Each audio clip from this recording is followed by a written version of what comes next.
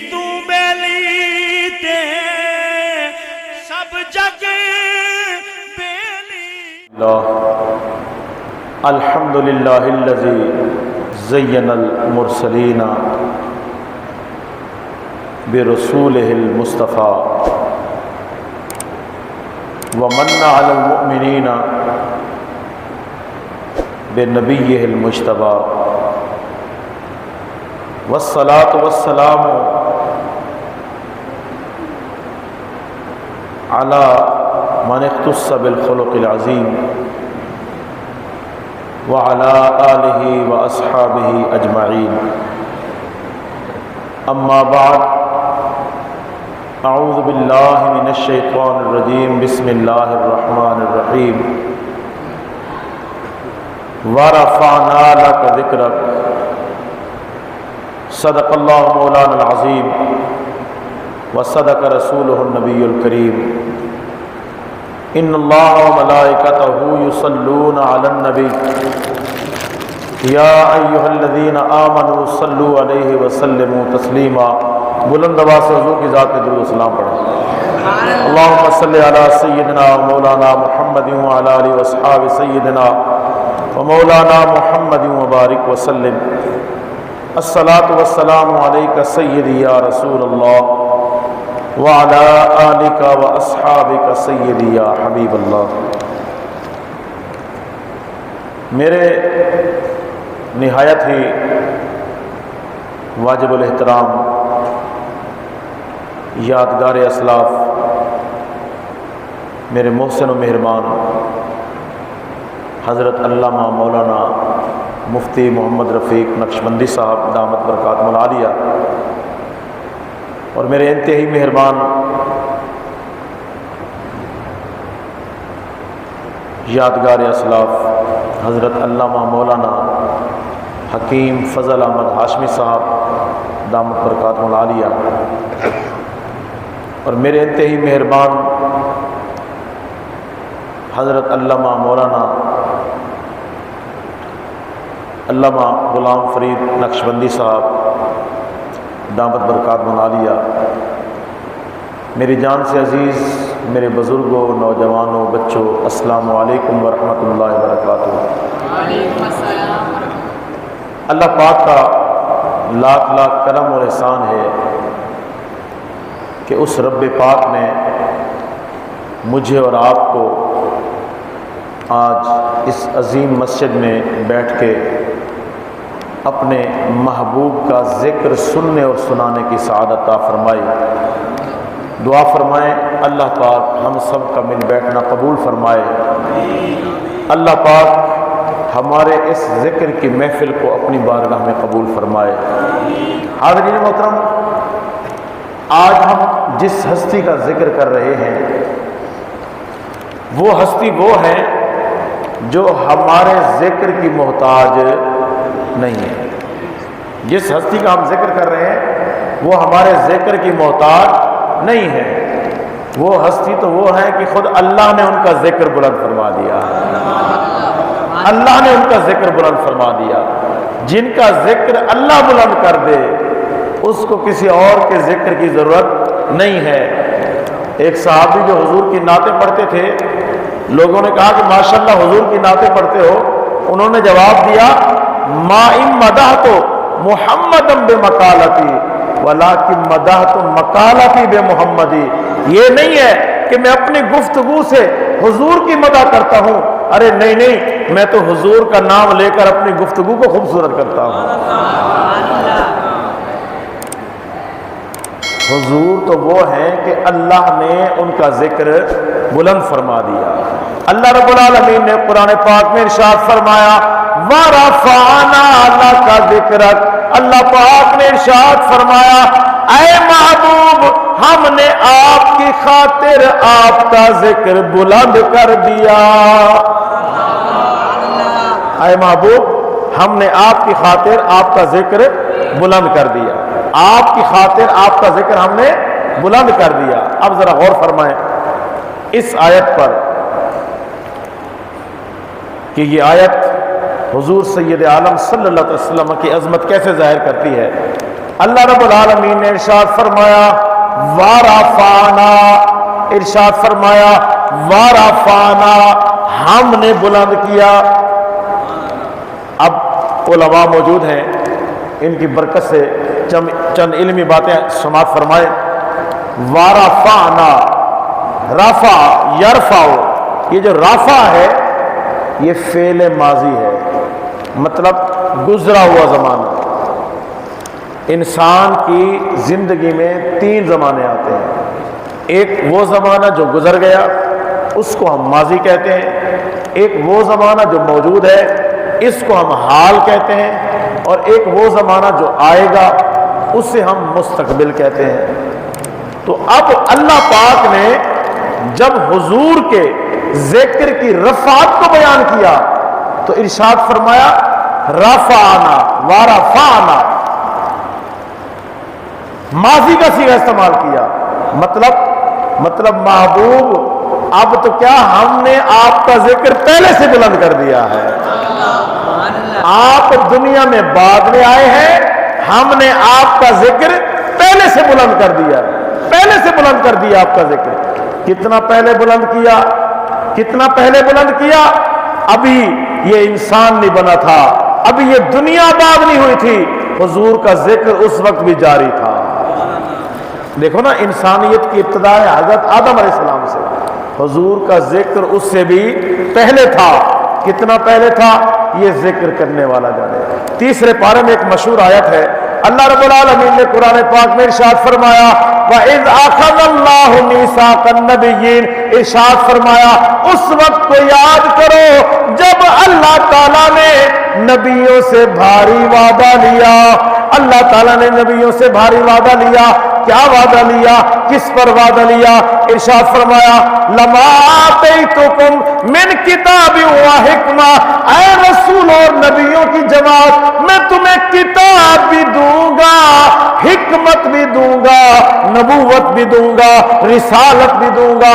اللہ پاک نے ارشاد فرمایا لما آتیتکم من کتاب و حکمہ، کتاب و حکمت تمہیں عطا کروں گا۔ ثم جاءکم رسول مصدق لما معکم، پھر تم سب کے بعد ایک عظیم رسول آئے گا جو تمہیں میں سے ہوگا۔ ارشاد فرمایا ثم جاءکم رسول، پھر ایک رسول آئے گا مصدق لما معکم جو تم سب کی تصدیق فرمائے گا۔ رسول آئے گا اور تم سب کی تصدیق فرمائے گا۔ کتنا بڑا منصب ہے۔ آج بندگان خدا آدم علیہ السلام سے لے کر عیسیٰ علیہ السلام تک جتنے بھی انبیاء اور رسول آئے سب کو اللہ کا رسول، اللہ کا نبی مانتے ہیں، کیونکہ حضور نے سب کی تصدیق فرما دی ہے۔ حضور نے سب کی تصدیق فرما دی ہے، حضور نے سب کی تصدیق فرما دی ہے۔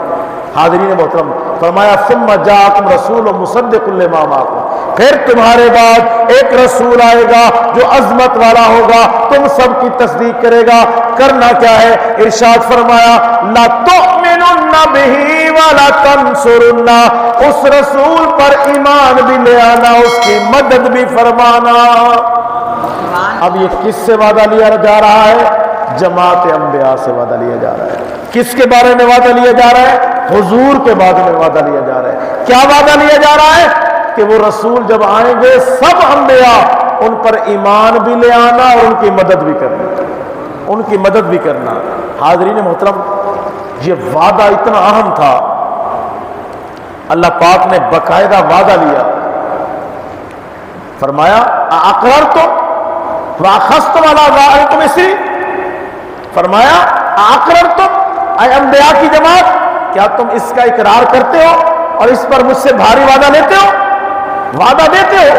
سب انبیاء نے کہا قالوا اقررنا، سب انبیاء نے کہا رب العالمین ہم اقرار کرتے ہیں، ہم اقرار کرتے ہیں، ہم اقرار کرتے ہیں۔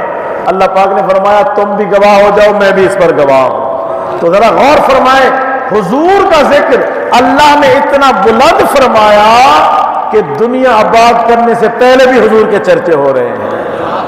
اور یہاں ضمناً میں یہ بات بھی عرض کر دوں، لوگ کہتے ہیں میلاد کہاں لکھا ہے؟ ارے میلاد قرآن کی ہر آیت میں لکھا ہے، میلاد کا مطلب ہے حضور کے آنے کی باتیں کرنا. یہ جو آیت میں آپ کے سامنے عرض کر رہا ہوں, ثم جاءکم رسول مصدق لما معکم, اللہ نے فرمایا پھر تمہارے بعد. یہ تمہارے بعد کا معنی اس لیے کر رہا ہوں, علماء کو تو پتہ ہے, آپ کے لیے عرض کروں, ثم جاءکم کا معنی میں کر رہا ہوں تمہارے بعد آئے گا. کیوں؟ کیونکہ ثم جو ہے یہ تراخی کے لیے آتا ہے, تاخیر بیان کرنے کے لیے آتا ہے. اللہ پاک نے فرمایا تمہارے بعد ایک رسول آئے گا جو تم ہی میں سے ہوگا اور تم سب کی تصدیق کرے گا. حاضرین محترم غور فرمائیں, غور فرمائیں, حضور کے آنے کی بات ہو رہی ہے اور یہی میلاد ہوتا ہے. انجمن محبان رسول یہی مشن لے کے جو گھر گھر حضور کا میلاد کرا رہے ہیں, مسجدوں میں حضور کا میلاد کرا رہے ہیں, اس وجہ سے کر رہے ہیں کہ حضور کی آمد کا ذکر کرنا خود سنت رب العالمین ہے, خود سنت رب العالمین ہے. بہرحال حضور کا ذکر اللہ نے اتنا بلند کیا, دنیا آباد بعد میں ہوئی, حضور کا ذکر پہلے ہو رہا تھا.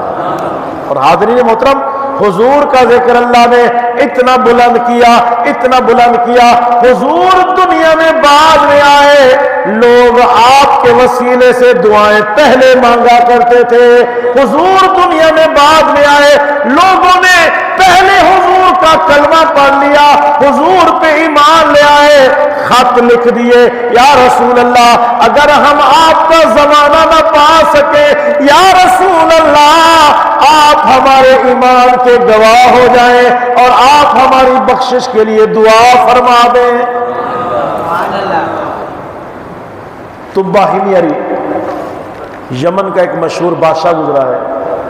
وہ جب قافلہ لے کے, مختصر کیونکہ واقعہ لمبا ہے, ٹائم میرے پاس مختصر ہے, وہ ایک قافلہ لے کے جب مدینے کے راستے سے گزرنے لگا نا, اس کے قافلے میں ہر وقت 400 سے زیادہ علماء ہوتے تھے.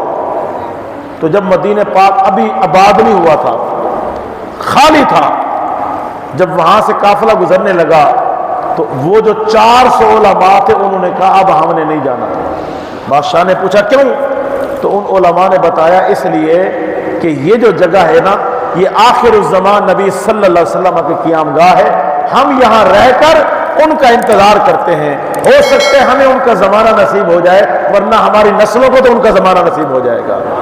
تو باہمیری نے جب یہ سنا تو اس نے کہا اگر وہ اتنے عظیم ہستی ہیں تو میرے ایمان کے بھی گواہ ہو جائے, میں ان پر ایمان لے آتا ہوں. حضور کی آمد سے کئی سو سال پہلے, بعض علماء نے 2500 سال پہلے یہ واقعہ درج فرمایا ہے کہ حضور کی آمد سے 2500 سال پہلے کا یہ واقعہ ہے کہ اس نے خط لکھا طبہ حمیری نے, اور اس نے عرض کی یا رسول اللہ میں آپ پر ایمان لے آتا ہوں, اگر میں آپ کا زمانہ پاؤں تو آپ کی ضرور مدد کروں گا, اگر زمانہ نہ پا سکا یا رسول اللہ یہ خط چلتا ہوا آپ کے پاس آئے گا, آپ میری بخشش کے لیے دعا کرا دیں. دیکھیں حضور آئے بعد میں ہیں, چرچے آپ کے پہلے ہو رہے ہیں. کیوں بولا؟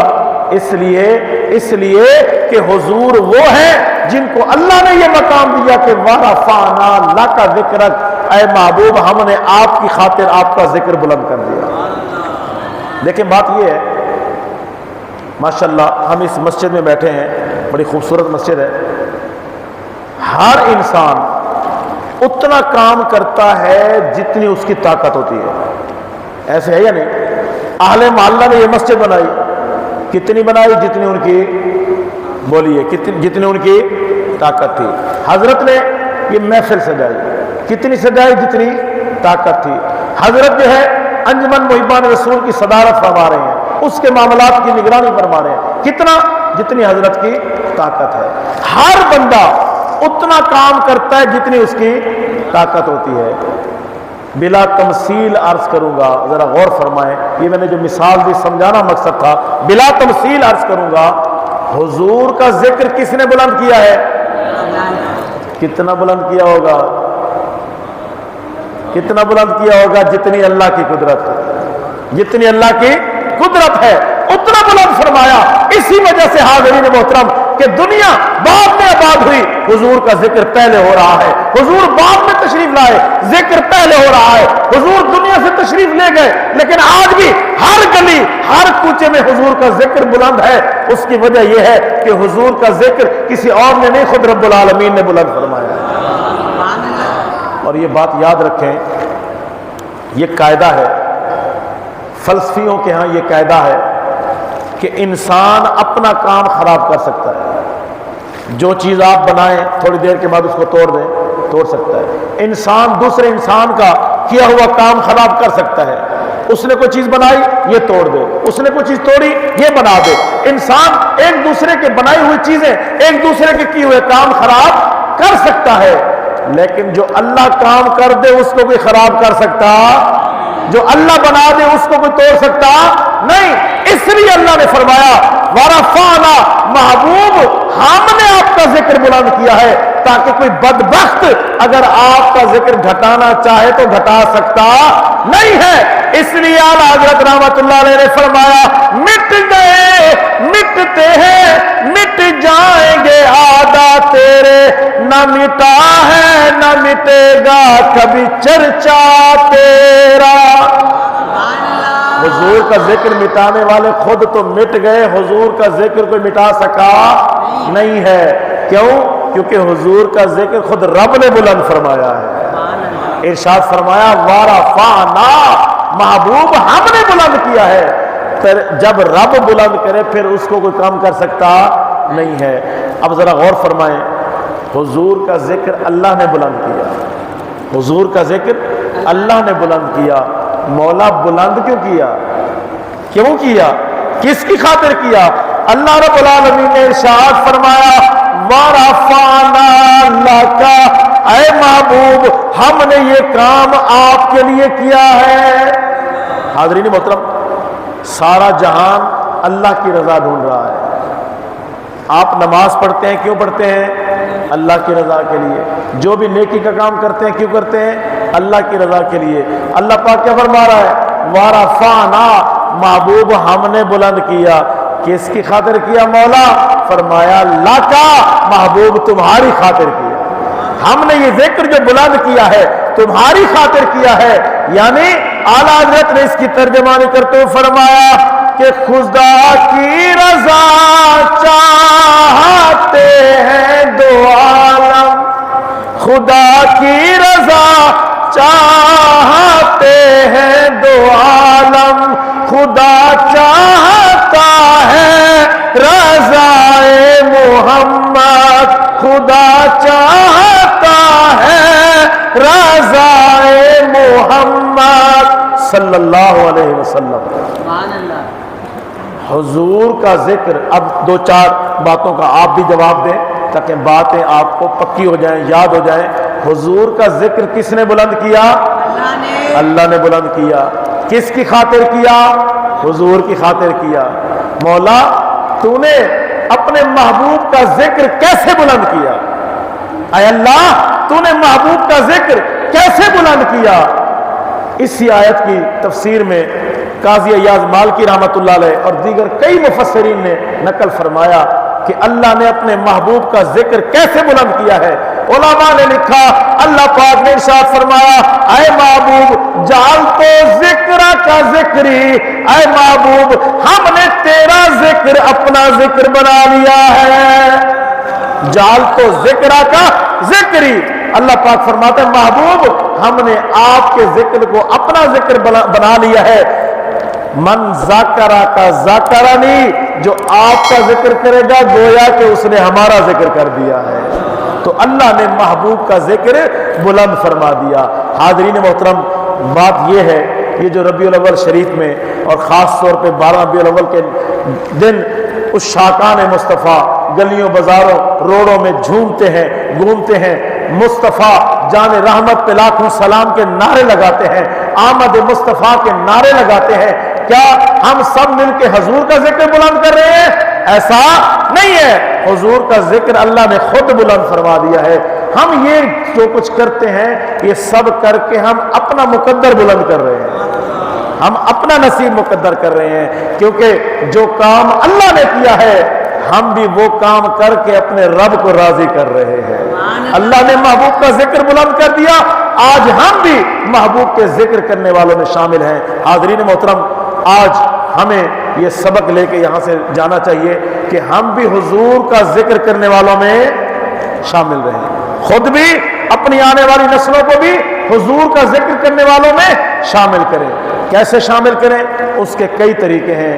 ایک طریقہ یہ ہے اپنا حلیہ حضور جیسا بنائیں، اپنا لباس حضور جیسا بنائیں، اپنا کھانا پینا حضور جیسا کریں، اور اپنے گھر میں درود کی محفلیں سجائیں، خود اپنے خاندان کے ساتھ بیٹھ کے، اپنے بیوی بچوں کے ساتھ بیٹھ کے 5-10 منٹ حضور پہ درود پڑھیں، انشاءاللہ حضور کے ذکر کرنے والوں میں ہم بھی شامل ہو جائیں گے۔ اللہ پاک میرے یہ معروضات اپنی بارگاہ میں قبول فرمائے، اللہ پاک ہم سب کو دارین کی سعادتیں عطا فرمائے، آمین ثم آمین، وما علیہ الا البلاغ المبین۔